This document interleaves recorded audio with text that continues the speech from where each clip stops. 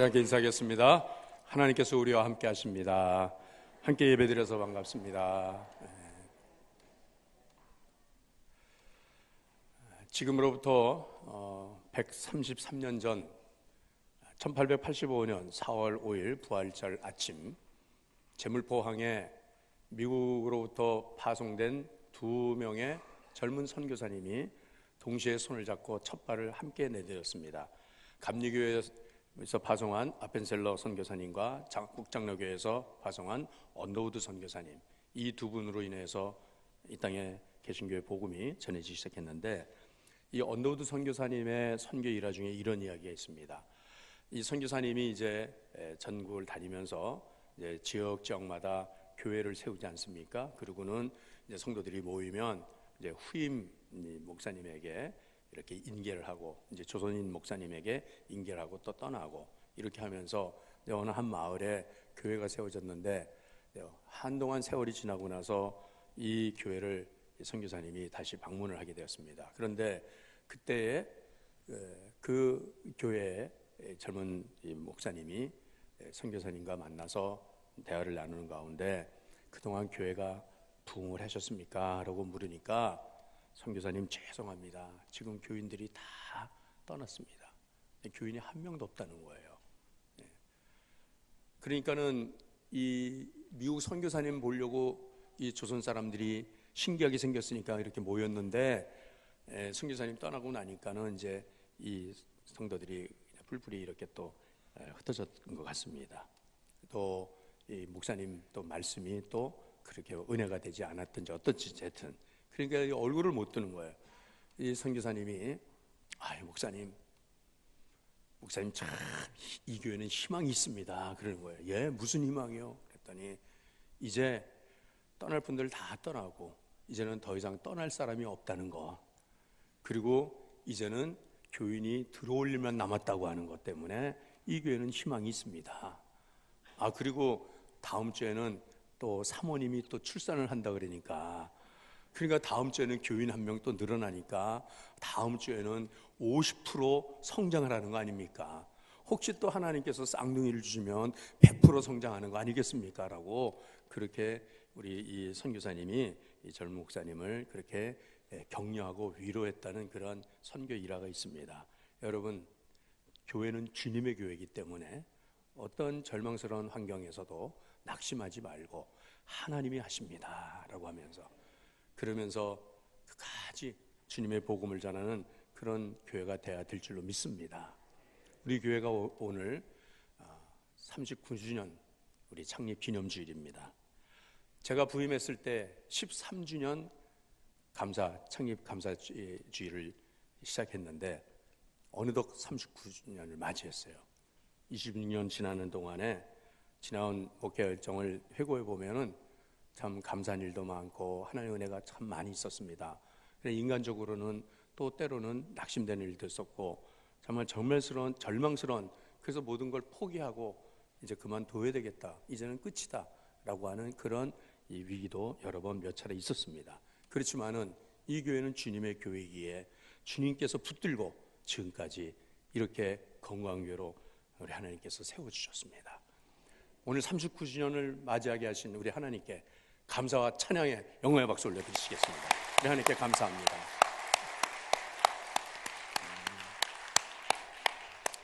저는 오늘 이 39주년을 맞이하면서 우리 교회가 앞으로 주님 오시는 그날까지 이곳에서 주의 복음을 땅끝까지 전파하는 우리 교회로 하나님께서 세워주시기 위해서, 이 세계 비전을 성취하는 교회가 되게 하기 위해서 제 마음에 늘 우리 교회를 품고 기도하는 기도의 제목이, 오늘 이 본문을 통하여서 하나님, 우리 교회가 이런 교회가 되게 해주세요 라고 하는 이 말씀을 다시 한번 우리 성도들과 함께 나누면서 우리 모두가 앞으로 세워나가야 될 우리 교회, 또 주님 오신 그날까지 복음 전파의 사명을 끝까지 감당하는 교회가 되기 위해서는 하나님, 우리 교회가 이런 교회가 되기를 원합니다라고 하는 이 기도의 제목을 오늘 우리의 하나님 앞에서의 거룩한 다짐으로 그렇게 주님 앞에 드려지는 귀한 시간이 되시길 바랍니다.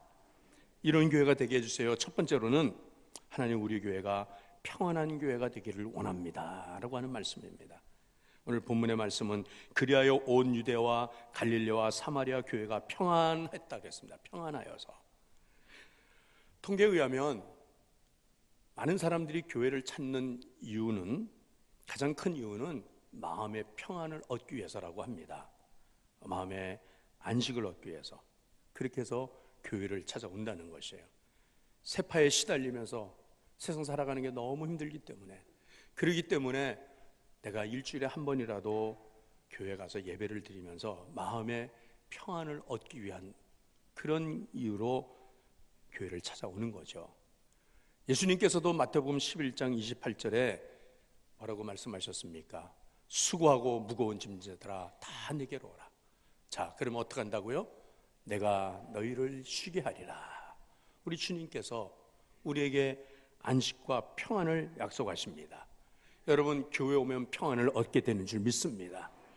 이 평안을 얻기 위해서 우리가 이 교회를 찾아오는데, 그러나 정작 교회의 현실은 이 평안을 주는 것보다는 교회 안에서의 성도들과의 갈등과 다툼과 이런 분쟁, 이런 것들이 또 있다는 것이에요. 그래서 여러분, 싸우는 교회, 분쟁하는 교회, 다투는 교회 누가 하겠습니까? 나는 교회 평안을 얻기 위해서인데. 그래서 우리 한국교회에 참 가장 존경받으시는 목사님 중에 한 분이 한경직 목사님께서 그런 말씀하셨습니다. 성도들에게, 여러분, 교회는 싸우지만 않아도 부흥합니다 라고 그렇게 말씀했다는 거예요. 싸우지만 않아도 교회는 부흥한다는 거예요. 여러분, 우리 오늘 한국교회 부흥의 역사는 사실은 교회가 건강하게 자라서, 그래서 교회를 분립하고 또 번식하고 복음을 이 마을 저 마을 전하는 그런 그 한국교회 부흥의 역사라기보다는 사실상 내면으로 들어가 보면은 많은 교회들이 교회 안에서의 분쟁이 있었고 싸움이 있었어요. 갈등이 있었어요. 그래서 이것이 또 하나의 교회를 만드는 그러한 계기가 됐다는 것입니다. 물론 하나님께서는 그러한 우리의 연약함을 통하여서라도, 우리의 그 참 아픔을 통해서라도 하나님께서는 또 교회를 세우고 또 교회를 세워 나가게 하셨지만은, 그렇지만은 정말 이 땅에 있는 수많은 교회들이 복음의 열정으로 정말 많은 사람들을 하나님 앞에 불러 모아가지고서, 그래서 교회가 점점 커져서 더 이상 교회가 수용할 수 없어가지고, 그래서 또다시 교회를 다시 세우자고 그렇게 한 그런 교회들로 세워진 교회들은 얼마 되지 않더라는 겁니다. 예를 들면 여러분, 면목동에 교회가 처음 세워질 때에는 이 성경적인 교회의 이름은 그 지역 교회 이름을 봅니다. 그 지역을. 그래서 에베소 교회 그러면 에베소에 세워진 교회, 고린도 교회 그러면 고린도에 세워진 교회입니다. 갈라디아 교회면 갈라디아 교회. 그러니까는 우리 면목동의 교회가 처음 세워질 때는 면목교회로 예를 들면 그렇게 세워지죠. 그런데 이 면목교회가 성도들이 그 안에서 서로 화목하고 서로 사랑하면서 그런 그 아름다운 사랑의 공동체를 이루어가야 되는데, 그러나 인간들의 모임이기 때문에 그 안에서 또 때로는 분쟁이 생기고 갈등이 생깁니다. 서로 싸우게 됩니다. 그러다 보니까 난 니네들 보기 싫어, 나는 너희들하고 예배 같이 드리고 싶지 않아. 그래가지고 어느 날 일단의 성도들이, 무리들이 또 교회에서 갈라갖고 바로 그 교회 앞에 길 건너에 2층 상가를 하나 얻어가지고서는 교회를 세웁니다. 그래갖고 그렇게 세워진 교회 이름은 면목중앙교회가 됩니다. 아니, 지금 면목중앙교회가 그 교회가 아니라 예를 들면 그렇습니다. 그래서 면목중앙교회 성도들이 열심히 전도를 해가지고 또 성도들이 또 늘어나요. 그러니까 또 그 안에서 또 분쟁이 생기게 된 거예요. 의견이 다르고, 아무것도 아닌 것 같고서는 서로 싸우고, 그러다 보니까는 또 싸워요. 그래서 또 갈라요. 그래갖고 또 저쪽 길 건너편에다가 또 교회를 하나 세웠는데 그 교회 이름은 면목제일교회입니다. 그럼 면목교회, 면목중앙교회, 면목제일교회. 자, 제가 저 곤지암에 가면은 소머리 국밥집이 쭉 있어요. 그 소머리 국밥집 보면은 거기 그 간판에 뭐 제일 맛있는지, 또 제일 오래된지, 제일 이 우리 집이 제일 이 여기서 낫다고 다 나름대로 간판을 붙이잖아요. 그런데 처음 생겼던 집이 이것들이 뭐 자꾸 간판을 이것저것 붙이니까는 그 집에다가는 뭐라고 붙이냐면 원조 소머리 국밥집 그래갖고 딱 원조자를 붙인단 말이에요. 그래서 저도 근데 왜 교회는 원조 면목교회는 왜 없을까 생각이 돼요. 이런 거 붙이는 게 이게 교회가 서로 정말 싸워가지고서는 자꾸 찢어지고 해서 그렇게 세워진 교회라고 하면은 하나님 앞에 이것은 너무나도 부끄러운 모습이라는 것입니다. 여러분, 교회는 평안해야 될 줄로 믿습니다. 분명히 하나님께서는 말씀하십니다.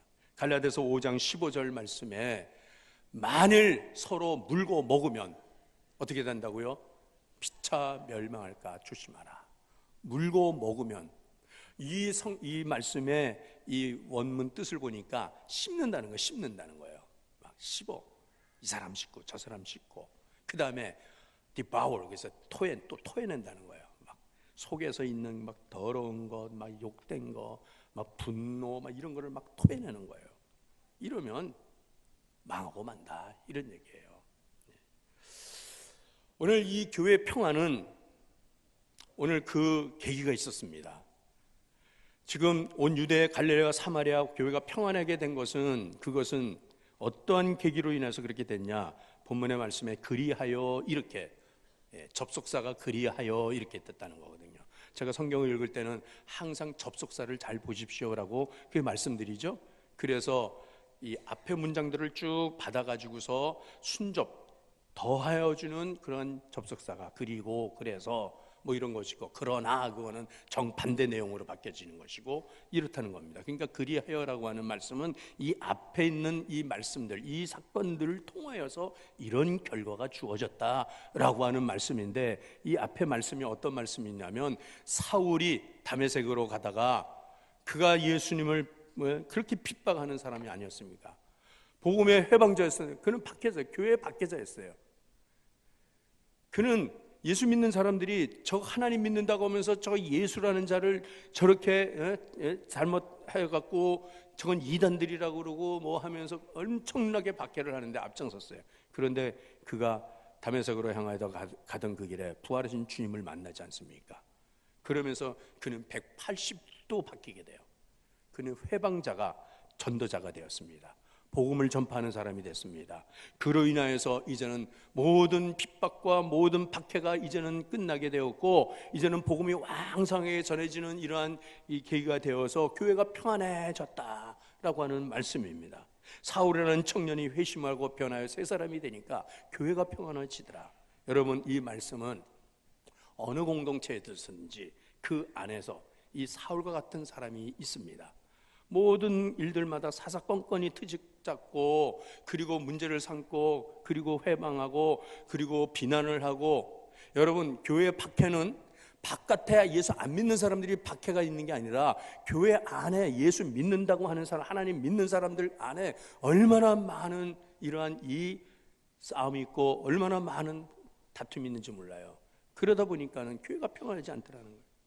이것은 항상 자기의 눈으로 볼 때 항상 자기가 잣대가 돼서 모든 일들을 자기가 기준이 되어서 자기 신앙이 자기 믿음이 이것이 내가 바르고 너희들은 잘못됐다라고 하는 이것 때문에 그것으로 인해서 판단하고 정죄한다는 것입니다. 그것으로 인해서 교회가 어려워집니다. 그리고 매사에 불평불만합니다. 지도자를 향하여서 거역을 합니다. 그러니까는 이런 사람들을 가리켜서 지금 뭐라고 말을 하냐면 여러분 우리 교회 안에 들어와서 예수 믿는다고 하는 사람들은 우리가 기독교인이라고 말하지 않습니까? 그러나 그들은 기독교인이 아닙니다. 그들을 뭐라고 부르냐면 원불교인이라고 말합니다. 원불교? 아니 원불교를 말하는 게 아니라 원불교인 이게 뭐냐면 원망 불평 교만한 사람들이 교회 안에 그런 사람들은 원불교인이다 이렇게 이름을 붙입니다. 항상 불평불만 원망하는 사람 이런 사람들은 이 사람과 다투고 저 사람과 싸우고 저는 우리 교회에 이런 일들 저런 일들을 들어보면 늘 이 사람하고 부딪혀 저 사람하고 부딪히고 이러면서 그 말썽을 부리는 그런 사람들이 있어요. 여러분 이렇게 하다가는 교회는 깨질 수밖에 없는 거예요.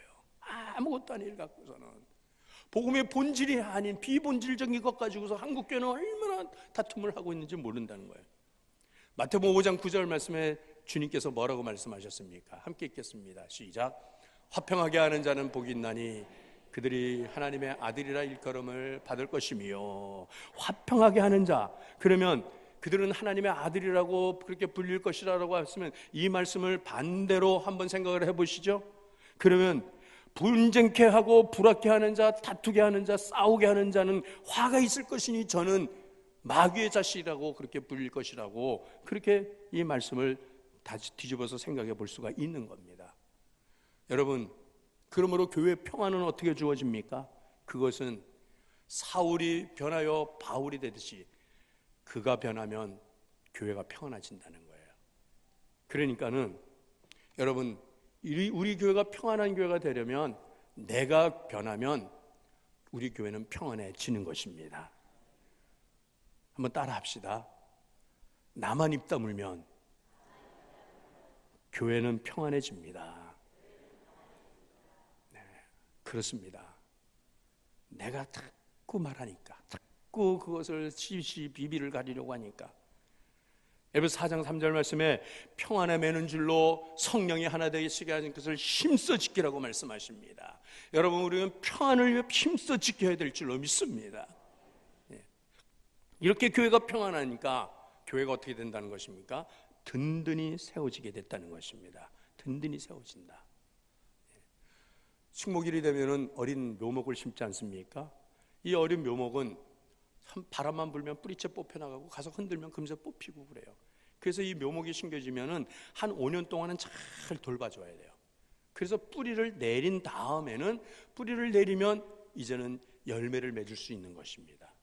우리 진광교회는 새가족들이 들어오면 이 새가족들을 우리는 어린 묘목을 돌봐주듯이 그렇게 잘 돌봐주고 거름을 주고 막아주고 그렇게 붙들어 줘야 되는 것이에요. 어린 묘목을 붙들고 흔들어 버리면은 너 이거 왜 이래? 너 이거 잘못했어 하면서 자꾸 흔들면, 그러면 뿌리가 뽑혀서 떠나게 되는 것입니다.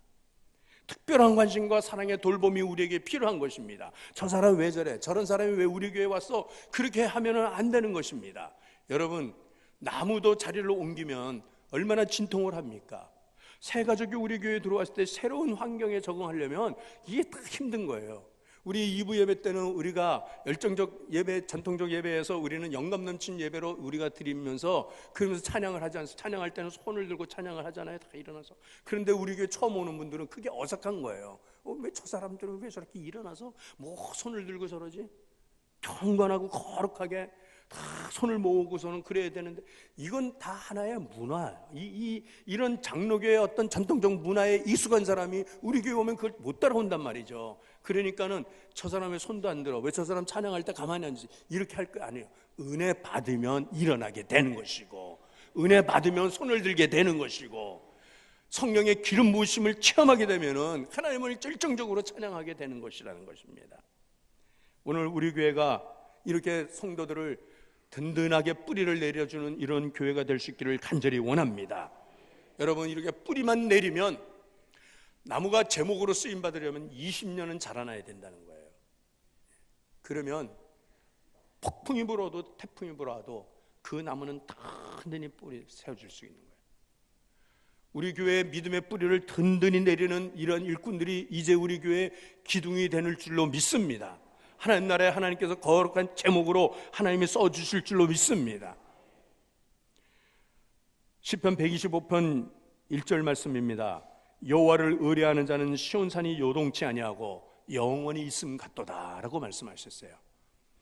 여러분, 이 예루살렘은 역사적으로 수많은 네오웨란을 통해 가지고서는 성이 파괴되고 무너지고, 세워졌다가는 또 무너지고, 수많은 예루살렘의 거민들은 쫓겨나가고 포로도 붙들려가고 그랬다 또 돌아오고 요동을 치는 그 세월을 지내면서도 이 시온산은 든든하게 그냥 서 있어요.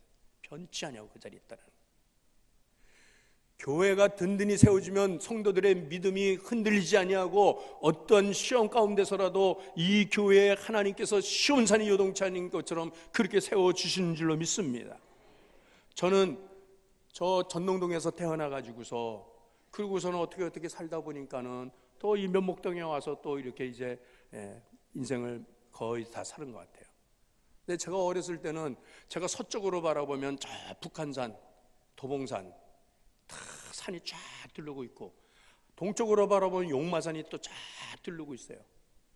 그때 북한산이나 도봉산이나 인왕산이나 그때 용마산이나 변함이 없이 그 자리에 든든히 있는 거예요.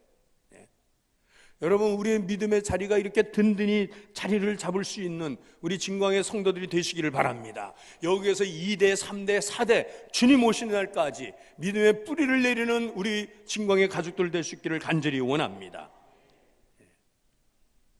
오늘 두 번째 말씀으로는 주를 경외함과 성령의 위로로 진행하는 교회라고 말씀하십니다.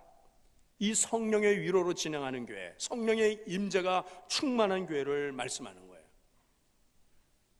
윌리엄 제임스라고 하는 콜롬비아 대학의 이 교수는 현대 인간의 모습을 찢어지는 존재라고 말합니다. 찢어지는 존재. 우리가 험한 세상을 살면서 죄악된 세상에서 우리의 심령들이 늘 찢어져요. 늘 피 흘리고 너무나도 아픔과 고통을 겪고 있습니다. 그래서 우리의 이 심령들이 교회를 찾아와서 치유받기를 원하고 위로받기를 원하는데, 오늘 우리 교회는 치유하는 교회가 되어야 되는데, 회복하는 교회가 되어야 되는데, 이것을 어떻게 치료할 수가 있습니까? 우리가 여기 와서 위로를 받아야 되는데, 정말 이곳에서의 위로는 어떤 위로인가요? 저나 여러분이 다 위로받기를 원해서 이 교회에 온 줄로 믿습니다. 여러분, 이 교회 와서 여러분들이 무슨 돈을 벌겠다고 오시는 분이 있겠습니까? 여기에 와서 여러분들이 무슨 한 자리 차지하고 싶어서 이 교회에 오시는 분들이 있겠습니까? 그러나 분명한 것은 위로받기 위해서 온다는 거예요. 한 주를 살면서도 주일 예배를 드리는 것은 또 위로받기 위해서 오는 것인데, 저는 목회자로서 여러분들을 한 분 한 분 뵐 때마다 참 죄송한 마음이 들어요. 왜냐하면 여러분 한 분 한 분을 제가 다 안아주질 못하니까, 한 분 한 분의 형편을 닦고 위로해 주지 못하니까, 어떤 경우에는 또 오히려 저로 인해서 마음에 실족을 하는 경우도 있고 상처를 받은 경우가 있어요. 왜냐하면 이런 일들이 종종 있습니다. 어떤 집사님이 어느 날 예배를 마치고 돌아가면서 목사님 이렇게 인사를 하려고 하는데, 그런데 제가 그 집사님 얼굴을 탁 외면을 하더라는 거예요. 그러기를 몇 차례 하니까, 왜 목사님 나만 보면 외면하지? 나를 싫어하나 보지? 그러나 제가 그럴 리가 있겠습니까? 그러면 그때는 뭐냐면, 그분은 저를 보면서 이렇게 내려오면서 이제 인사를 하려고 눈을 마주치려고 하는데, 이미 저쪽에서 다른 집사님이 먼저 눈 맞춤을 하고 먼저 인사를 하니까 그쪽으로 고개를 돌리는 순간에 이분의 시선과는 어긋났다는 거예요. 그렇기 때문에 거기에서 오해가 생겨요. 목사님 왜 나를 외면하지? 날 싫어하나 봐. 이렇게 하면서 마음이 섭섭해진다는 거죠. 그리고 어떤 경우에는 또 말씀을 통해서 목사님 처럼 나갔는데 왜 목사님 그렇게 때리는 설교하고 왜 그렇게 치는 설교를 하는지, 그러면서 마음이 아프다는 거예요. 그러나 그거는 여러분, 제가 하나님의 말씀을 통해서 우리의 죄를 발견하게 하고 하나님 앞에서 회개하게 하고 바르게 서게 하기 위해서는 때로는 우리의 마음에 좌우의 날성검처럼 우리의 심령을 찔러 쪼개는 아픔이 있을 때 거기서 진정한 치료가 일어나는데, 그것을 견디지 못해서 그래서 상처를 받고 나는 돌아갑니다라고 하는 그런 분들도 있다는 겁니다. 그래서 여러분, 이 교회에서는 누가 사람의 위로를 받으려고 하는 것보다는 여러분 하나님의 위로를 받으시는 이러한 우리 성도들 되시길 바랍니다. 이 하나님의 위로라고 하는 것은 바로 성령님이 이 시간에 우리와 함께 하신다는, 우리 교회는 건강한 교회로서 영감 넘치는 예배와 열정적 영성을 훈련하는 이런 교회인 것입니다.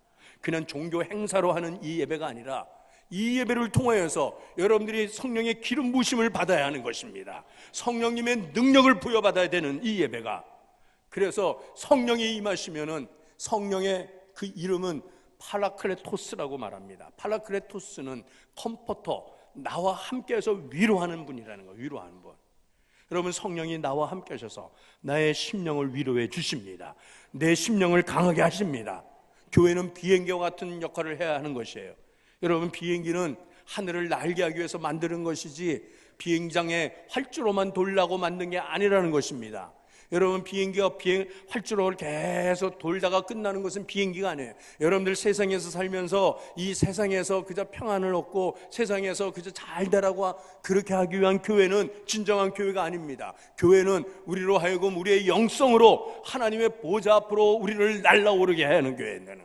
그렇게 하기 위해서는 마지막 활주로를 돌다가 마지막에 엔진 출력을 최대로 올려서 그 제트 엔진에 다 불이 붙어갖고 불기둥이 팍 솟구치면서, 그러면서 이 비행기는 하늘을 향하여 올라가는 것입니다.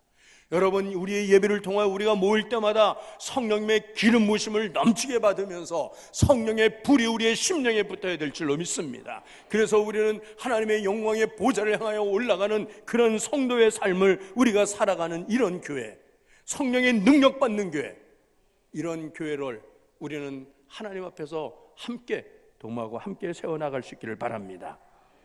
그래야 해서 교회가 평안하여 든든히 서가고 성령의 이루로 진행하니 그 수가 날마다 더여가니라 라고 말씀하십니다. 초대교회는 날마다 성도의 수가 늘어나는 교회였어요. 사도행전 1장 15절에는 그때 초대교회 성도들이 성령 받은 성도들의 숫자가 약 120명 정도 되었다 그랬습니다. 그 성도들이 모여서 기도하며, 그 성도들이 교제하며, 그 성도들이 나가서 전도하며, 그렇게 할 때에 사도행전 2장 4절에는 베드로의 설교를 듣고 그날에 회개하고 세례받은 자가 3,000명이나 됐다 그랬습니다. 3평. 사도행전 4장 4절에 말씀을 들은 사람 중에는 믿는 자가 많으니 남자의 수가 5,000명이 되었다 그랬습니다. 사도행전 21장 20절에는 유대인 중에 믿은 자가 수만 명이 있었다고 말씀하십니다.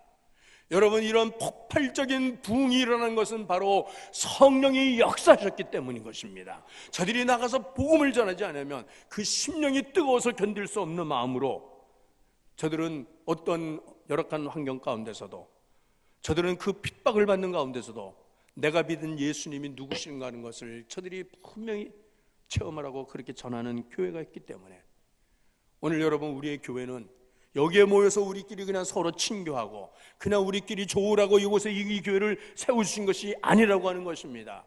여러분, 오늘 이 교회는 땅끝까지 복음을 전하라고 하나님께서 우리 진광교회를 이곳에 세워주신 줄로 믿습니다. 진광교회 39년의 역사는 바로 이 예배당과 그리고 저와 여러분인 것입니다. 13년 됐을 때 제가 우리 교회 부임했을 때에 사가정 사거리 위에 있는 그 교회 2층 상가 건물에 그 자그마한 교회는 차 한 대 될 수 없는 그런 열악한 환경이었습니다. 그 가운데서 하나님께서 오늘 이 아름다운 성전을 건축하게 하신 것은 하나님께서 그냥 우리 안에 여기 머물고 우리끼리 서로 좋아하고 우리끼리 그저 사랑하라는 그 정도가 아니라 우리에게 주신 그 복음을 땅끝까지 전파하라고 그렇게 세우셔서 하나님이 미리 준비하게 하신 줄로 믿습니다. 지금은 이 자리가 아직 채워지지 않았지만은 여러분, 하나님께서 이제 우리 교회 부지 앞에 저 1,500세대, 길 건너에 500세대, 2,000세대 하나님께서 이 아파트를 여기에 건축하게 하신 것은 우리 하나님께서 이 예배당을, 우리 교회를 이렇게 준비하게 하신 까닭인 줄로 믿습니다. 이스라엘 백성들이 가나안에 들어가기까지는 40년 세월이 걸렸어요. 40년을 그 광야길에서 많은 훈련을 했습니다. 그리고 40년이 되었을 때 가나안을 들어가게 하지 않습니까? 저는 곰곰이 생각하면서 기도를 합니다. 하나님, 우리 교회가 내년에 40주년이 되는 교회인데 이 40주년이 될 때 우리 교회는 하나님 어떻게 하나님께서는 가나안의 축복을 열어주시겠습니까? 라고 할 때 기도하는 가운데 하나님께서 제 마음에 감동을 주시는 것은 우리 교회 건너편에 부지를 마련한 이것이 하나님께서 우리에게 들어오는 가나안의 입구, 가나안의 문을 열어주시는 것이라고 저에게 확신을 주십니다. 그러기 위해서는 우리는 준비해야 됩니다. 그러기 위해서 우리는 복음을 전해야 됩니다. 한 사람에게라도, 한 영혼이라도 구원하는 일에 힘을 써야 되는 것입니다. 예수님께서 이 땅에 왜 오셨어요? 예수님께서 십자가 지시고 죽으셔서 온 인류를 구원하러 오셨다라고 그렇게 우리는 그렇게 믿습니다만은, 그러나 예수님께서 십자가의 길로 나가시기 전까지, 예수님이 오신 그날서부터 주님은 복음을 전하기 시작했어요. 마가복음 1장 38절 말씀입니다. 이르시되 우리가 다른 가까운 마을로 가자. 거기서도 전도하리니 내가 이를 위하여 왔노라 라고 말씀합니다. 예수님은 전도하러 오셨다는 말씀이에요. 전도하러 오셨다. 새 성전을 건축하는 것도 전도를 위해서 하는 것입니다. 여러분, 우리가 여기서 양육받고 훈련받는 것도 전도하기 위해서 하는 것입니다. 우리가 서로 봉사하고 서로 섬기고 사랑을 나누는 것도 다 전도하기 위해서 하는 것입니다. 저는 확신합니다. 우리 하나님께서 이 예배당을 이렇게 우리가 최선을 다해서 하나님 앞에 준비한 것은 건너편 부지의 수많은 영혼들을 하나님께서는 우리 교회로 보내시고자 하나님 미리 준비하게 하신 줄로 믿습니다. 이를 위해서 제가 시간이 날 때마다 저는 저 아파트 부지를 한 바퀴씩 돕니다. 여리고성을 함락시켰던 여호수아의 군대는 일주일 지나면서 엿새 동안을 그 여리고성을 돌았어요. 여러분, 우리가 이 옆에 청수탕 건물을 우리가 매입할 때도 우리는 아무것도 가진 게 없었어요. 그러나 예배를 마치면, 새벽기도 마치면 우리 집사님, 권사님들이 청수탕 저기를 한 바퀴씩 돌고 갔어요. 하나님, 이곳을 우리에게 주시옵소서. 이곳을 주실 줄로 믿습니다. 하나님께서 그렇게 우리에게 주셨습니다. 그래서 저 아파트 부지를 한 바퀴씩 돌면서 기도를 합니다. 어느 날 아파트 부지를 제가 이렇게 돌면서 기도하면서 기도를 도는데, 아파트 공사는 펜스가 쳐져 있지 않습니까? 그 펜스가 쳐져 있는데 거기에 승용차들이 쭉 주차를 하고 있었어요. 그런데 그 주차된 그 차량들 앞유리에 어디서 많이 본 이 전도지 같은 게 뭐가 꽂혀 있어요. 이렇게 가서 보니까 진광교회 주보가 차마다 이걸 다 꽂아놨어요. 아마도 우리 교회 어느 집사님이든지 권사님이든지 이미 그 지역을 향하여 기도하면서, 그러면서 거기에다가 전도하는 이 전도지, 이 주보를 갖다 꽂아놓은 걸 보고 저는 정말 눈물이 날 지경이더라고요. 하나님, 이러면 됩니다. 우리 교회가 이러면 됩니다. 우리 성도들이 이 지역을 위해서, 여기에 들어올 영혼들을 위해서 하나님 앞에 이렇게 기도하며 전도하는 이 열심이 하나님께서 이곳에 우리가 이 교회를 세우신 까닭인 줄로 믿습니다 하고, 여러분, 교회 졌다고 그냥 교회가 부흥하는 거 아니에요. 어느 분이 그러더라고요. 어느 목사님이, 제 선배 목사님 중에 중랑구의 혜택을 가장 많이 받은 교회가 진광교회래요. 왜 그러냐 그랬더니 이 앞에 공원 다 만들어졌고, 그리고 앞에 아파트 부지 다 준비하게 해갖고 이성주 목사가 뭘 중랑구청에다 그렇게 잘해줬는지 구청에서 그렇게 잘해준대요.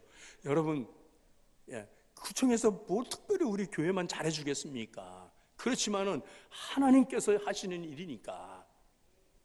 그래서 여러분, 우리는 오늘 이 39전을 우리가 하나님 앞에 감사하면서, 하나님, 나도 전도하겠습니다. 나도 한 사람 하나님 앞에 인도하겠습니다. 여러분들이 한 분만 인도를 하면 이 자리는 차고 넘치게 될 줄로 믿습니다. 세계 복음화의 문은 활짝 열리게 될 줄로 믿습니다. 우리 교회에서 선교사를 더 많이 파송하게 하시고 땅끝까지 복음 전파하는데 하나님께서 우리 교회를 세워주실 줄로 믿습니다. 우리는 믿습니다. 예수 그리스도의 복음만이 세상의 소망이 된다는 것을. 여러분, 우리는 믿습니다. 예수 그리스도의 복음만이 죄악된 세상을 구원할 수 있는 길이에요. 우리는 믿습니다.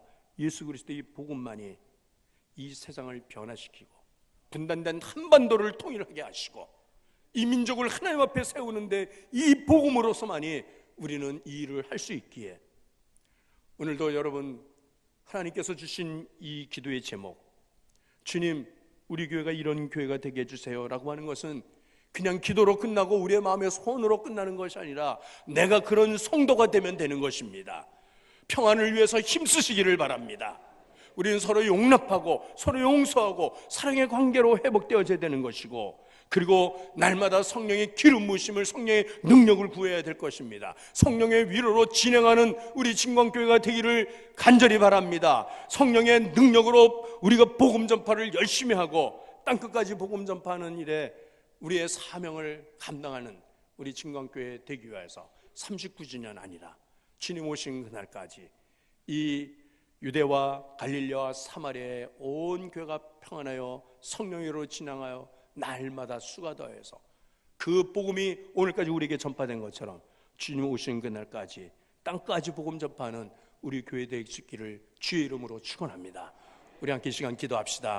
하나님, 이런 교회 되게 해주세요. 나로 인해서 우리 교회가 평안한 교회가 되기를 원합니다.